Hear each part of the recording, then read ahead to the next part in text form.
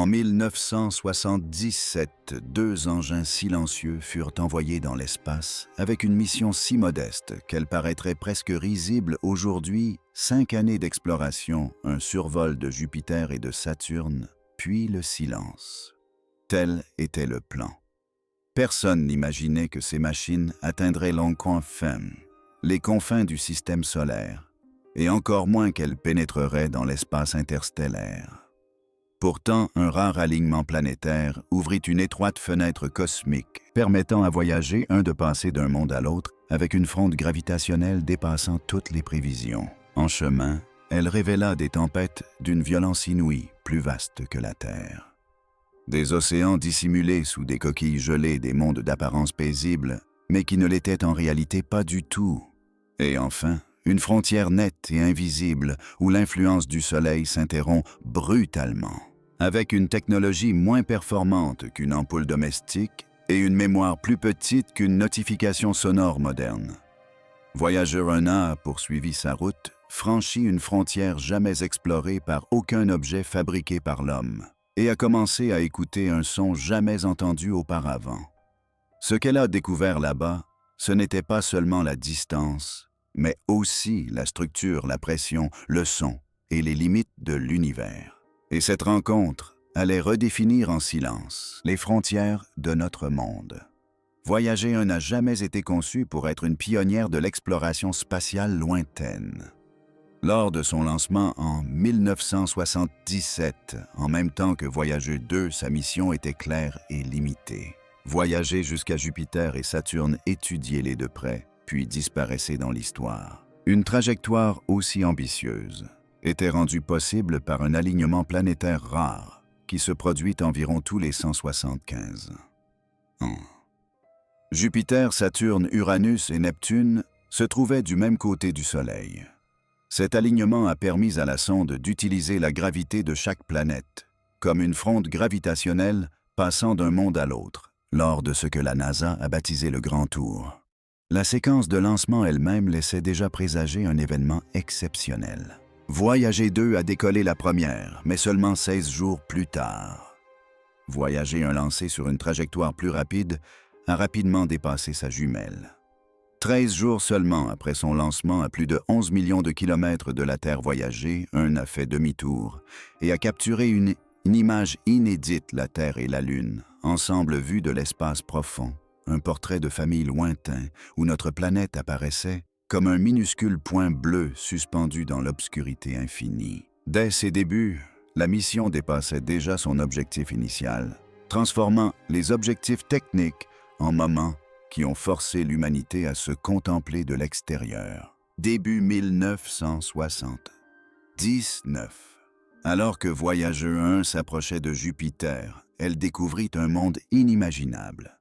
Jusqu'alors, une planète géante, balayée par de violentes tempêtes, dotée de ceintures de radiation intense et d'un système complexe de lunes qui ressemblait à un système solaire miniature. Survolant Jupiter, puis Saturne, Voyager 1 a permis des découvertes qui ont révolutionné la planétologie, révélant de fins anneaux des lunes jusque-là inconnues et des environnements extrêmes qu'aucun télescope terrestre n'aurait pu prédire avec certitude.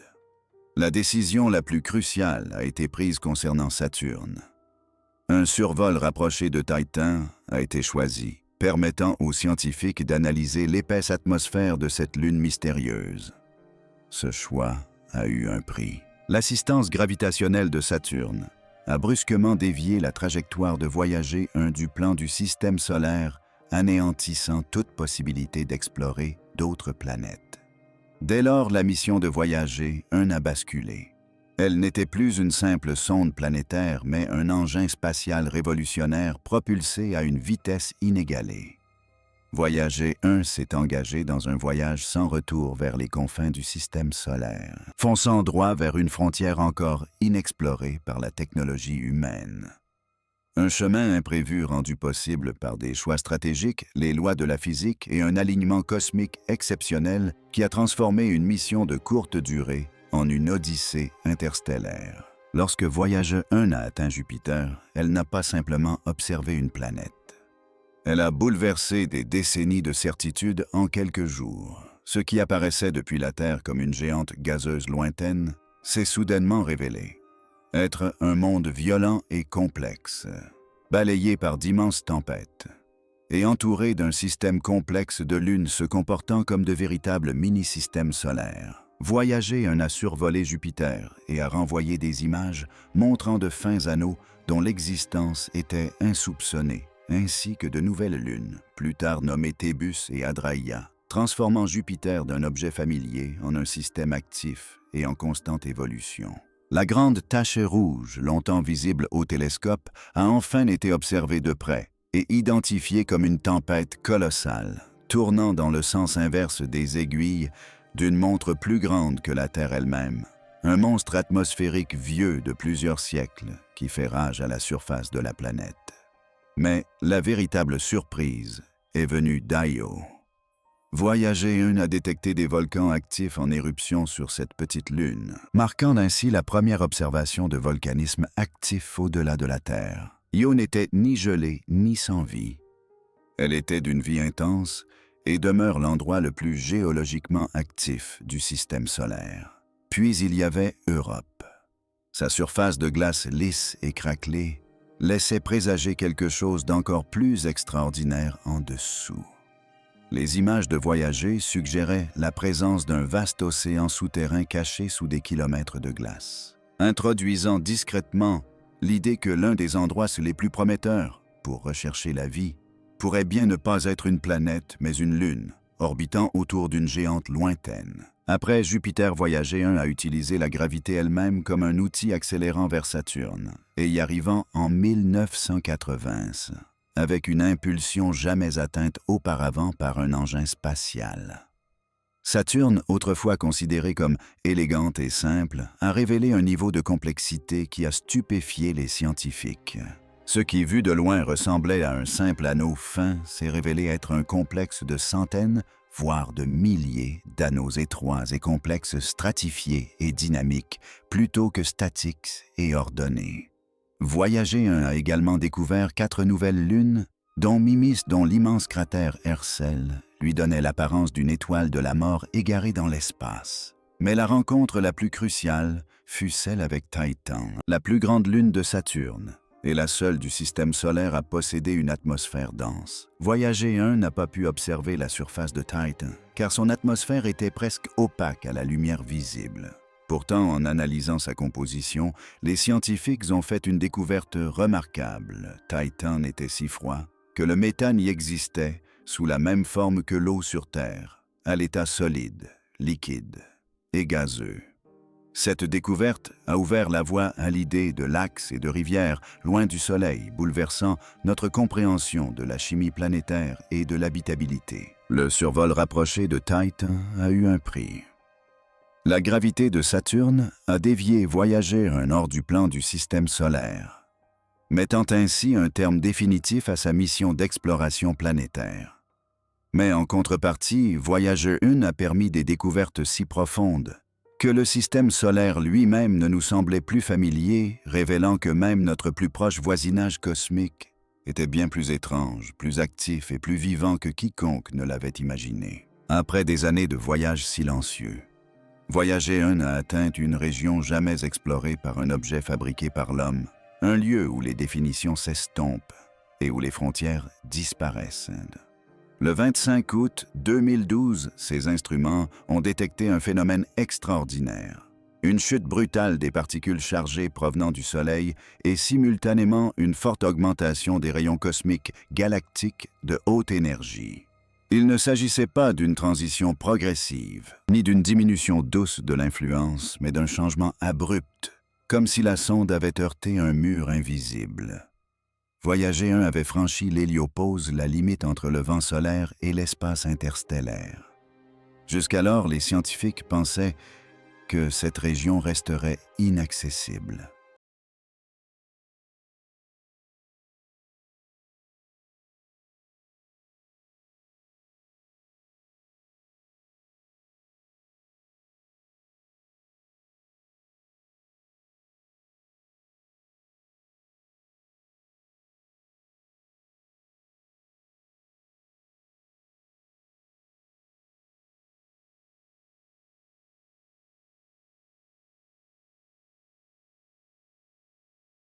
Elle se comportait comme un gradient lent, un affaiblissement progressif de l'influence solaire.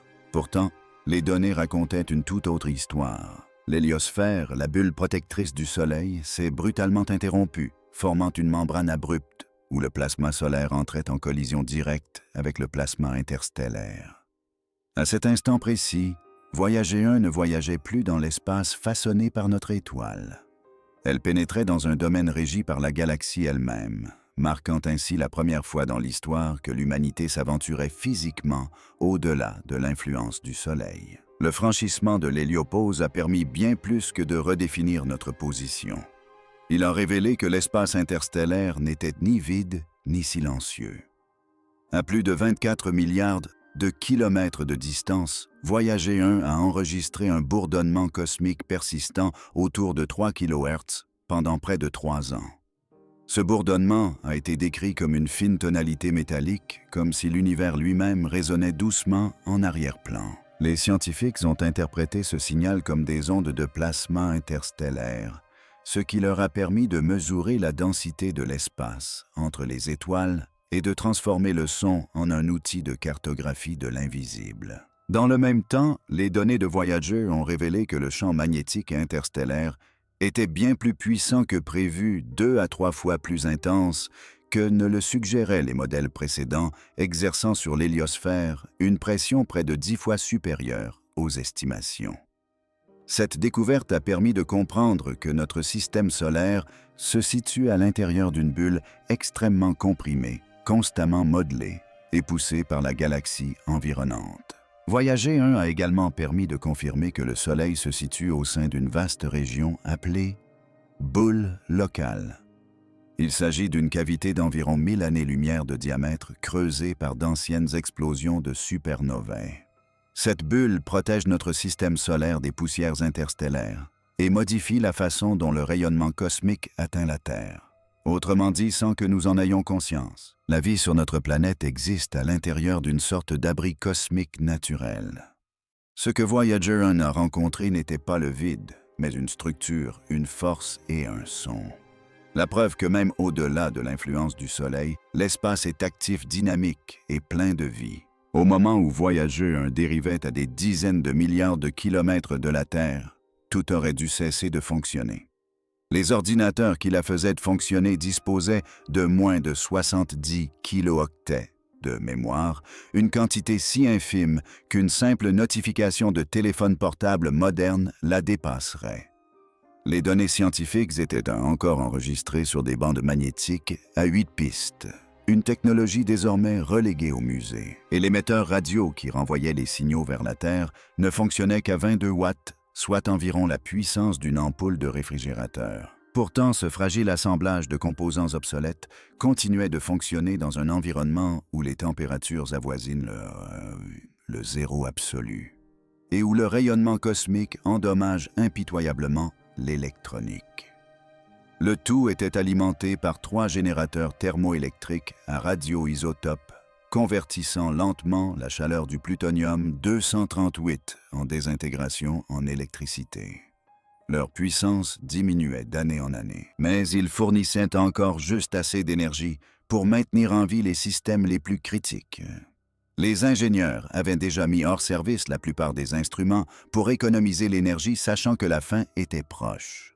Et pourtant, Voyager 1 poursuivait sa route, emportant avec elle le dernier cadeau de l'humanité, le disque d'or, un petit disque rempli d'images de la Terre, de messages en 55 langues, de sons de la nature, de musique et de fragments de ce que signifie être humain, dérivant silencieusement dans l'obscurité interstellaire. Avec le temps, les problèmes de la sonde.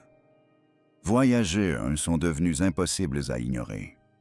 Le 14 novembre 2023, Voyager 1 a soudainement cessé toute communication exploitable, renvoyant des flux de données binaires incohérentes, un bruit numérique qui laissait présager une panne interne.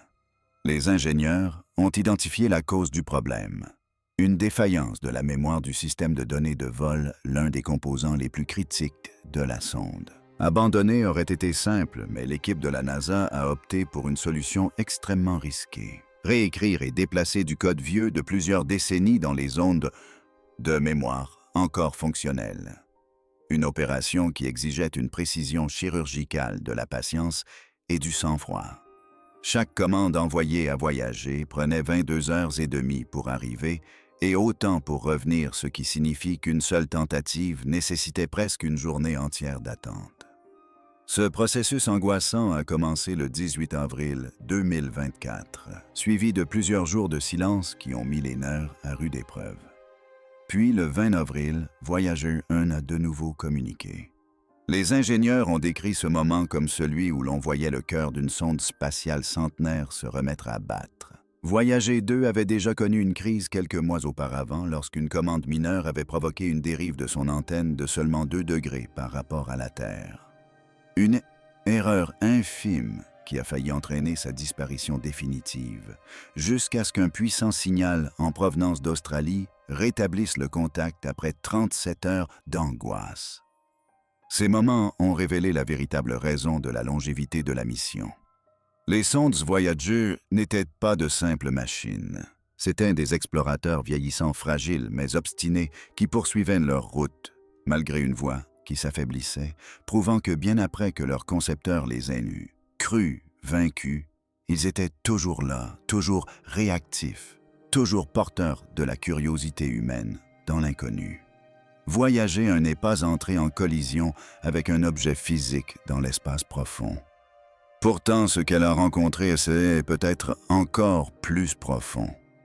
Elle a atteint une limite invisible, franchi une frontière qui ne se signale ni par des murs, ni par des balises, et pénétré dans une région où les règles chantent discrètement. Au-delà de l'héliopause, Voyager 1 a découvert que l'espace n'est ni vide, ni silencieux, ni passif. Elle a détecté une pression là où l'on s'attendait à la liberté, une structure là où l'on imaginait le néant, et un bourdonnement cosmique constant, là où l'on supposait un silence absolu. Elle a révélé que notre système solaire vit à l'intérieur d'une bulle fragile, comprimée et façonnée par des forces bien plus anciennes et puissantes que notre Soleil, et que même l'espace entre les étoiles possède une texture, une densité et un son. Tout cela a été découvert par une machine qui n'était pas conçue pour durer aussi longtemps, alimentée par moins d'énergie qu'une ampoule domestique, guidée par des ordinateurs moins puissants qu'un jouet moderne, et pourtant capable d'élargir la compréhension que l'humanité a de sa véritable place. Alors que Voyager 1 poursuit son voyage vers les confins du nuage d'aurore, un voyage qui prendra des siècles à peine à commencer, et des dizaines de milliers d'années à s'achever. Elle emporte avec elle quelque chose de bien plus précieux que des instruments ou des données. Elle porte en elle la trace de nous, de nos voix, de notre musique, de nos images. Et la déclaration silencieuse que nous étions là, que nous nous sommes interrogés et que nous avons osé repousser nos limites. Que quelqu'un découvre un jour ce message importe peu. L'essentiel, c'est que nous l'ayons envoyé. Bien après que le dernier signal se soit éteint et que le silence se soit enfin installé, Voyager 1 continuera sa route. Un petit fragment d'humanité voyageant dans l'obscurité pour nous.